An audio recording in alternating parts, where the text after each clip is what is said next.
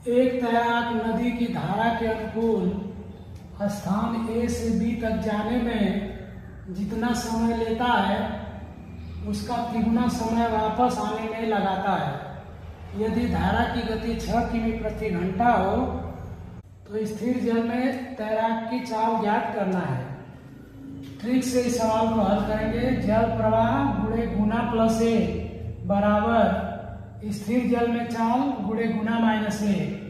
जल का प्रवाह यहाँ पे दिया है 6 किमी, तो यहाँ पे लिखेंगे 6 गुणे गुना मतलब दिया है 3 गुना। स्थिर जल में चाल को यक्स मान लेते हैं, गुना यहाँ पे दिया है 3 माइनस ए, ये हो गया 6 गुणे 4 बराबर 2 यक्स।